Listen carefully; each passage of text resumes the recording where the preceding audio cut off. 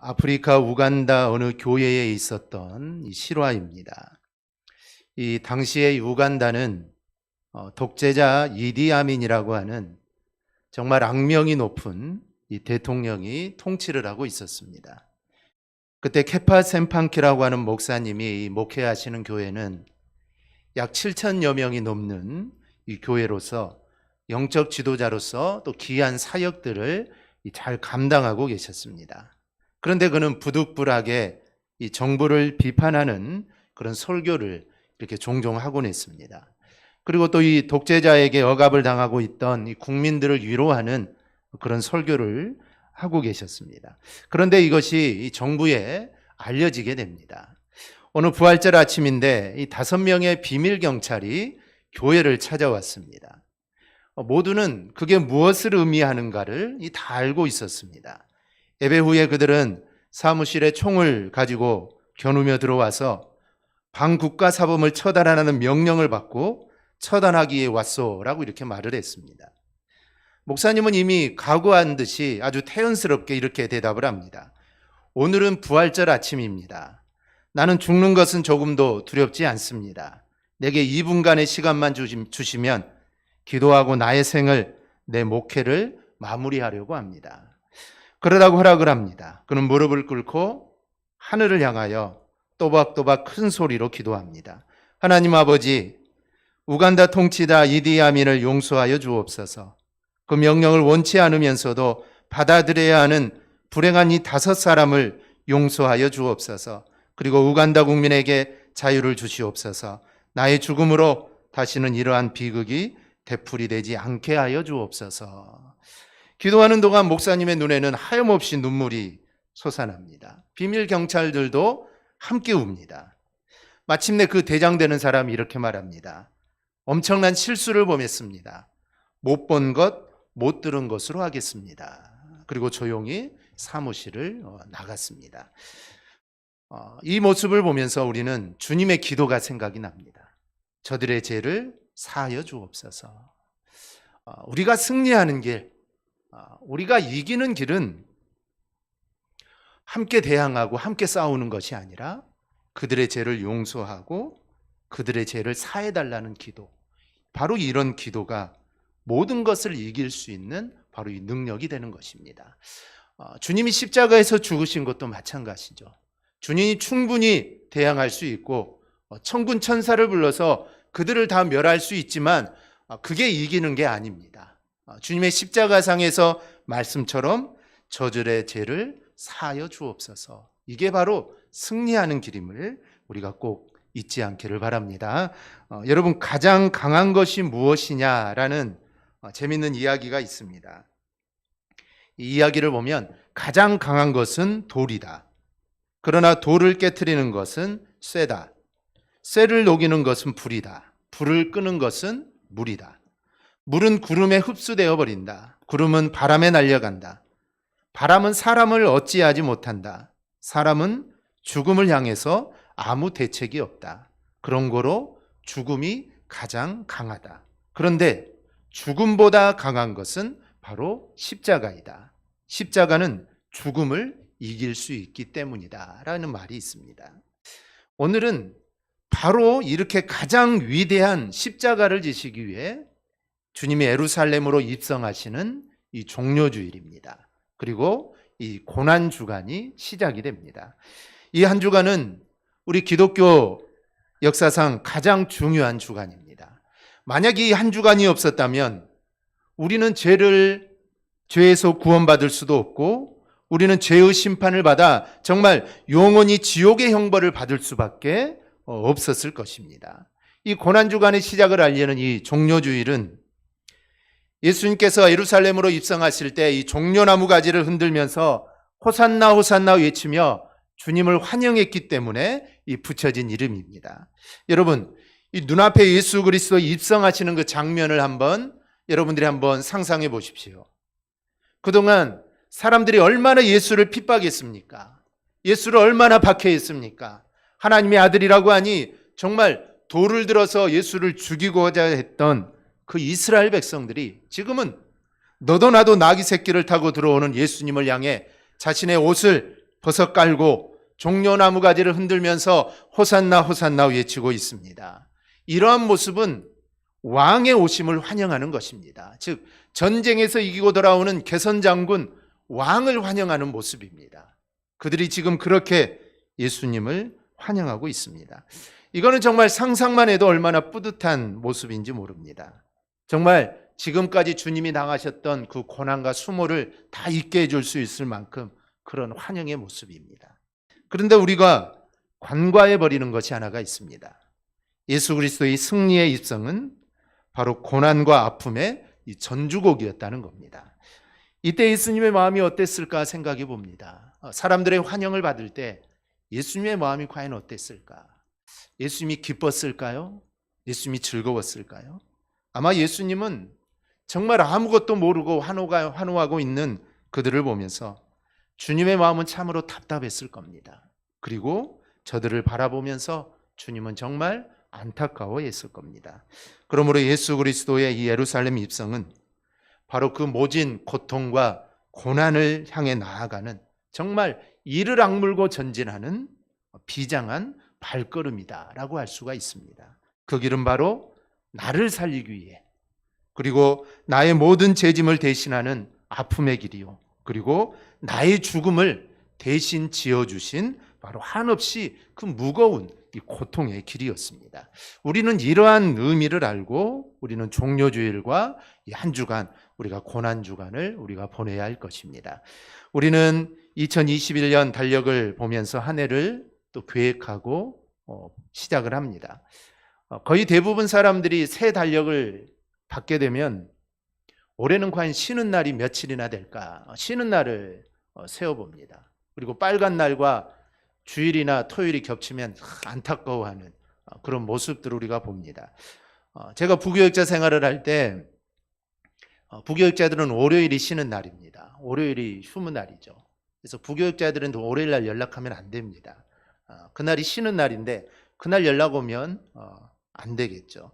근데 월요일이 쉬는 날인데 월요일하고 또 빨간 날이 겹치면 또 부교육자들은 별로 안 좋습니다. 어차피 쉬는 날인데 또 빨간 날이 겹치기도 하고, 또 토요일과 공휴일이 겹치면 이 부교육자들은 토요일은 그날이 추석 당일이어도 교회 출근을 해야 합니다. 내일이 주일이기 때문에 주일 준비를 해야 되죠.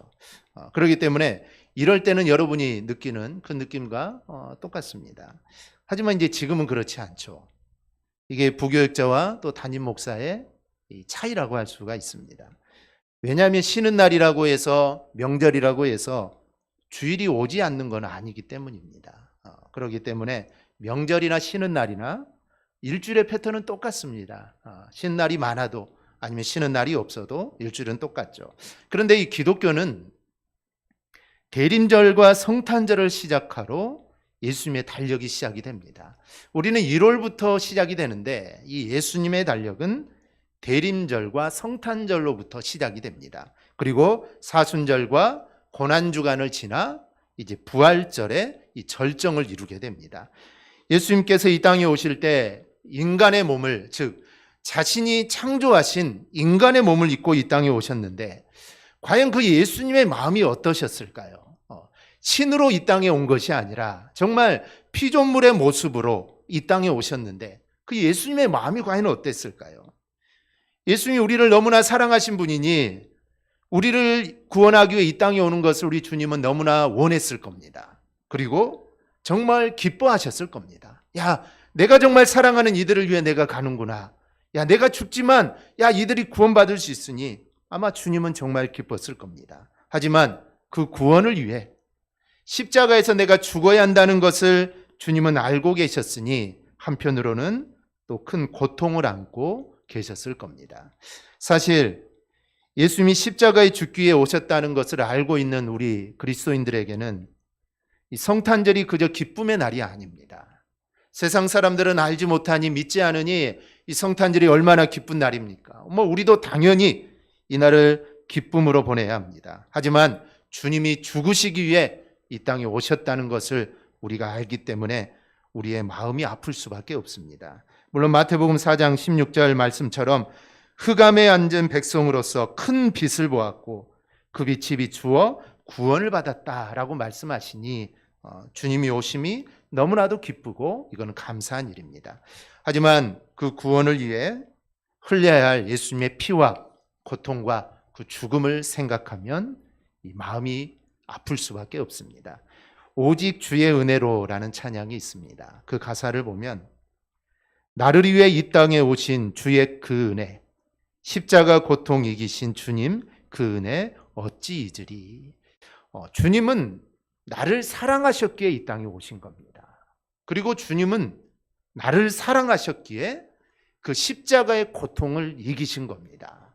그 사랑이 없었다면 이 십자가의 고통 이거는 이길 수 없는 것입니다. 그래서 사랑이 그 모든 것들을 다 이겼다는 것이죠. 그 이유 가사를 보면 주 은혜 날 채우시네, 주 은혜 보게 하시네, 살아가는 동안 은혜로만 살리, 십자가 은혜로. 우리가 십자가 은혜를 받았으니 이제 우리의 삶은 이 십자가의 은혜로만 우리는 살아야 합니다. 다른 것 생각하지 말고 오직 십자가의 은혜를 생각하고 그 십자가의 은혜로 살아가는 우리 모든 성도들이 될 수 있기를 바랍니다. 이 고난을 앞두고 요한복음 17장은 다른 때보다 더욱 마음을 뭉클하게 합니다. 왜냐하면 이제 십자가를 몇 시간 앞에 둔 그 시점에서 드린 예수님의 기도이기 때문입니다. 우리가 예수님의 마음을 헤아리면서 읽으면 예수님이 하나님 앞에 얼마나 충성된 종이었는가를 우리는 알 수가 있습니다. 그리고 우리를 얼마나 사랑하고 계신가도 우리가 느낄 수 있습니다. 이 본문은 충성된 종으로서의 예수님을 보게 되는데 이 십자가를 바로 앞에 둔 시점임을 우리가 염두에 두고 우리가 말씀을 살펴보려고 합니다. 첫째, 예수님은 절대적으로 순종하는 종이었습니다. 예수님의 기도는 아버지여 때가 이르렀사오니 라는 문장으로 시작이 됩니다. 하나님 이제 때가 되었다라는 것입니다. 이렇게 기도가 시작이 됩니다. 당시 유대 사회에서 하나님을 아버지라고 부르는 사람은 예수님밖에 없었습니다. 하나님을 아버지 같으신 분, 나의 아버지 같으신 분이라고는 부르지만 직접적으로 하나님을 감히 아버지라고 부르는 사람은 그 당시에 아무도 없었습니다. 왜냐하면 하나님을 아버지라고 직접적으로 부르는 것은 이거는 신성모독죄에 해당되고 이거는 율법에 의해 이 돌에 맞아 죽어야 합니다. 그런데 예수님은 하나님이 진짜 당신의 아버지이기 때문에 예수님은 하나님을 향해 아버지다라고 부릅니다. 그리고 제자들이 기도를 가르쳐 달라고 했을 때도 너희들도 하나님을 아버지라 부르라 라고 이렇게 말씀을 해줍니다. 그런데 이 시점에서 지금 예수님이 하나님을 향해 아버지라고 부르는 것은 그 마음이 다른 때와는 좀 다릅니다. 왜냐하면 이제 십자가에 못 박혀 죽게 되는 그 시점, 바로 몇 시간 앞에 둔 시점이기 때문입니다. 그때 아버지를 부르는 예수님의 마음은 아마 특별했을 겁니다. 우리는 이제 얼마 후에 겟셋마네 동산을 찾으신 예수님이 뭐라고 기도하시는지를 압니다. 마태복음 26장 39절에 의하면 내 아버지여 만일 할만하시거든 이 잔을 내게서 지나가게 하옵소서. 주님은 이렇게 기도합니다. 그런데 그 어투가 그저 담담하지는 하지만은 않았을 겁니다. 그 기도를 하시기 전에 제자들에게 이렇게 말하죠. 내 마음이 매우 고민하여 죽게 되었으니 너희는 여기 머물러 나와 함께 깨어 있어라. 정말 내 마음이 고민하여 죽게 되었다는 것입니다. 시편 88편을 보면 이 당시 예수님의 마음이 어떠했는지 우리가 좀 잘 느낄 수가 있는데 우리가 주님의 마음을 좀 생각하며 88편 3절에서 7절까지 우리 한음성으로 우리 함께 좀 봉독하겠습니다. 물은 나의 영혼에는 재난이 가득하며 나의 생명은 수월에 가까워 싸우니 나는 무덤에 내려가는 자 같이 인정되고 힘없는 용사와 같으며 죽은 자 중에 던져진 바 되었으며 죽임을 당하는 무덤에 누운 자 같으니이다. 주께서 그들을 다시 기억하지 아니하시니 그들은 주의 손에서 끊어진 자니이다. 주께서 나를 깊은 웅덩이와 어둡고 음침한 곳에 두셨사오며 주의 노가 나를 심히 누르시고 주의 모든 파도가 나를 괴롭게 하셨나이다. 아멘. 내 마음이 매우 고민하여 죽게 되었다라고 말씀을 합니다. 이 주님의 마음이 느껴지십니까? 히브리서 기자는 5장 7절에서 예수님이 심한 통곡과 눈물과 간구와 소원을 올렸다라고 기록하고 있는데, 그 마음으로 드려진 과연 기도가 어떠했을지 여러분은 그 기도의 내용이 느껴지십니까? 그런데 예수님의 그러한 통곡의 기도에도 하나님은 아무런 말씀이 없으십니다. 예수님이 십자가에 달려 운명하시기 전에 엘리 엘리 라마 사박다니, 나의 하나님 어찌하여 나를 버리십니까? 라고 부르짖었는데 주님은 아무런 응답을 하시지 않습니다. 하지만 이러한 아픔을 바라보시는 하나님의 마음은 아마 더 괴롭고 아프셨을 겁니다. 그리고 우리의 구원을 위해서 정말 외면할 수밖에 없으셨던 하나님의 마음은 정말 찢어질 정도로 아마 아프셨을 겁니다. 하지만 그런 하나님 마음과는 별도로 십자가 앞에서 정말 아버지를 찾는 이 예수님의 이 마음은 그저 담담할 수밖에 없는 애절함이 그 안에 담겨져 있습니다. 놀라운 것은 그런 마음의 상태, 이제 몇 시간 후에는 십자가에 달려 죽어야 되는 그 마음의 상태, 그때 주님이 드린 기도의 내용입니다. 아버지여, 때가 이르렀습니다. 여기서 때라는 것은 십자가의 죽음을 의미합니다. 내가 이제 십자가에 죽을 때가 됐습니다 라는 고백입니다. 이전에도 대적자들이 예수님을 잡아다가 죽이려고 했습니다. 그런데 예수님 말씀하시죠. 아직 때가 이르지 않았다. 아직 때가 이르지 않았기 때문에 주님은 잡히실 수 없는 겁니다. 하지만 이제 때가 되었습니다. 그러니 이제 예수님은 많은 사람들에게 잡힐 것이고 그들에게 고난을 당할 것이고 그리고 십자가에 죽음을 당할 것입니다. 그런데 주님은 마치 이런 일들이 다른 사람 이야기인 양 그냥 그렇게 이야기를 합니다. 이제 때가 됐습니다. 이제 때가 됐습니다. 다른 사람이 아닌 바로 자신이 고난을 당할 것이고 다른 사람이 아닌 바로 자신의 몸에 이 못이 박힐 것입니다. 그리고 바로 자신이 십자가에 죽을 것인데 주님은 마치 다른 사람이 고난을 당하고 다른 사람이 못이 박히고 다른 사람이 죽는 것처럼 그렇게 주님은 이야기를 합니다. 물론 주님의 마음은 매우 아마 힘들고 고통스러웠을 겁니다. 하지만 주님이 그렇게 말할 수 있었던 것은 주님은 하나님 앞에서 충성된 종이었기 때문입니다. 우리가 오늘 오후 예배 때도 좀 살펴보겠지만 다윗이 어렸을 때 마셨던 이 베들레헴 맺는 우문물을 내가 좀 마시고 싶다라고 혼잣말로 이야기를 합니다. 근데 지금 이 베들레헴은 블레셋이 점령을 하고 있습니다. 그런데 베들레헴에 가까이 와서 야, 내가 옛날 정말 어렸을 때 친구들과 놀면서 마셨던 그 우물물 내가 좀 생각이 난다는 것이죠. 우리도 명절이 되면 부모님 생각이 나고 고향 생각이 나는 것과 같이 이 베들레헴에 좀 가까이 오니까 어릴 적 생각이 났습니다. 그래서 혼잣말로 그 우물물 내가 좀 마셔보고 싶다라고 이렇게 이야기했는데 다윗의 장수들이 목숨을 걸고 블레셋 진영에 들어가 우물물을 길어 가지고 옵니다. 그들이 그렇게 할 수 있었던 이유가 뭘까요? 그들은 다윗의 충성된 부하였기 때문입니다. 즉 충성된 자였기 때문에 그렇게 할 수 있었다는 것이죠. 오늘 예수님도 마찬가지입니다. 예수님은 정말 하나님에게 충성된 종이셨기 때문에 이제 자신 앞에 다가올 고난과 그 십자가의 고통, 그 죽음도 있었지만 그때 곧 십자가를 내가 기꺼이 받아들이신 것입니다. 우리는 곧잘 순종을 다짐하기도 하고 내가 하나님 앞에 순종하겠다라고 고백합니다. 그런데 어떤 이들에게 순종은 제한이 있습니다. 순종을 위해 내가 어떤 말씀이든 내가 그대로 행해야 하겠지만 말도 안 되는 정말 비상식적인 명령이어서는 안 된다라는 그런 제한이 그것입니다. 순종을 위해서는 내가 모든 걸 다 버려야 하겠지만 설마 다 버리고 설마 다 내려놓아야 하는 것은 아닐 거다라는 제한이 그것입니다. 사실 이런저런 제한을 둔 순종이라면 그거는 온전한 순종이 아닙니다. 마치 예수님을 믿되 이성이 이해가 되는 부분까지만 믿는 것은 이거는 순종의 자세가 아닙니다.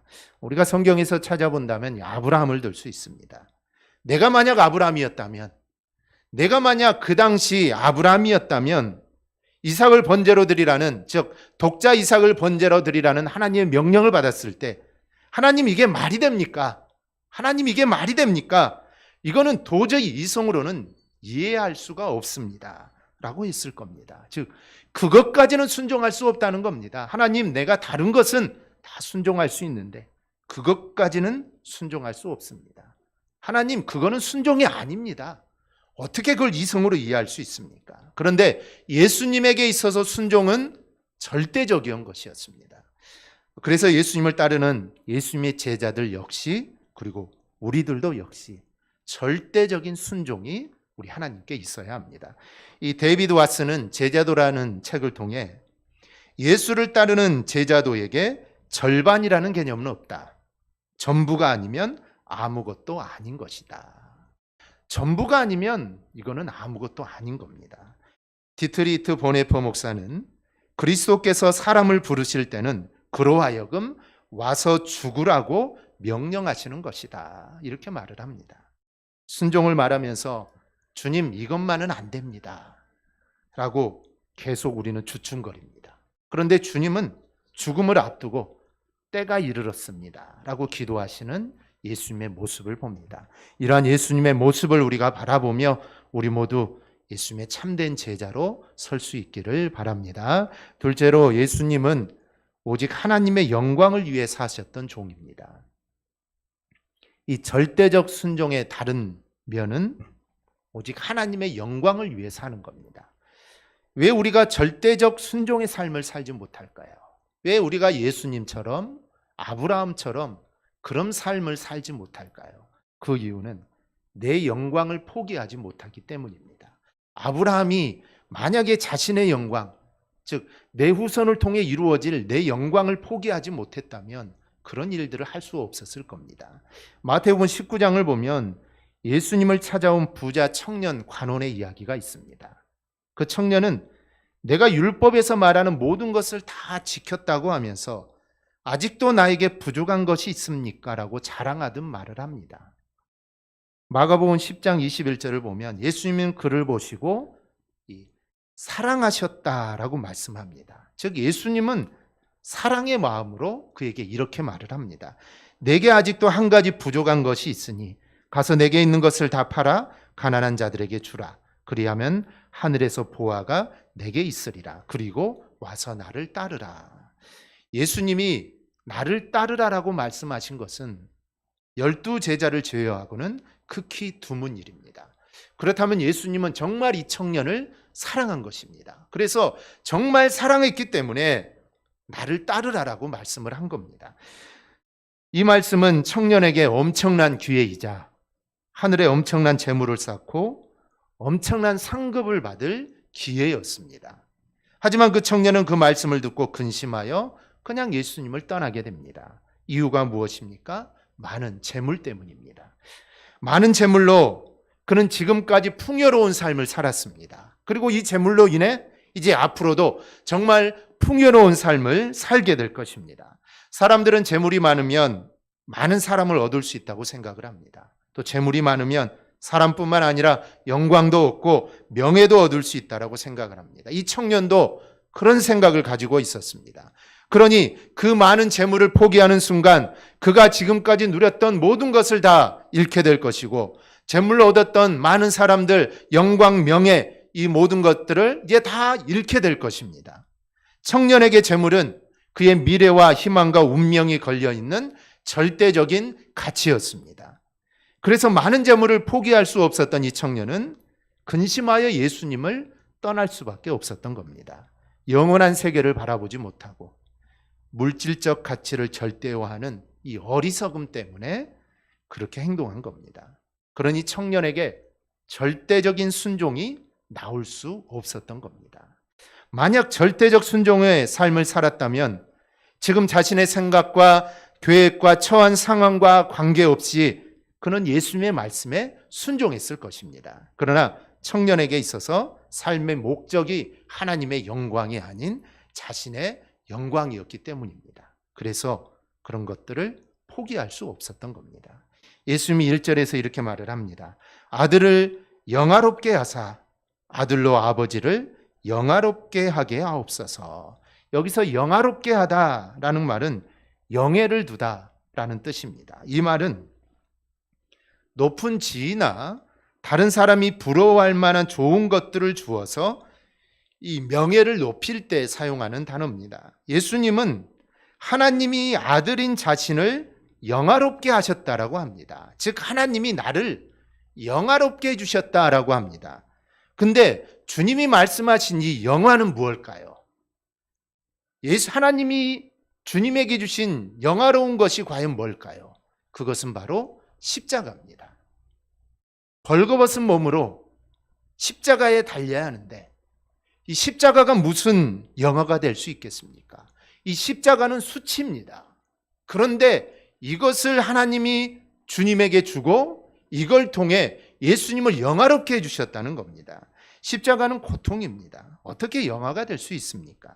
하지만 예수님은 당신의 죽음을 통해 하나님의 뜻을 이루실 것이기에 십자가의 고난과 죽음을 영화라고 말씀하는 겁니다. 즉 내가 고통을 당하고 내가 죽지만 이걸 통해 하나님의 영광이 나타나니 이게 바로 나에게는 영화다라고 말을 하는 것입니다. 예수님은 끝내 죽음을 당할 것입니다. 하지만 그 고통과 죽음을 통해 택한 백성들이 구원을 받게 되고 하나님의 뜻과 계획이 성취될 겁니다. 그래서 나에게는 영화다라는 것입니다.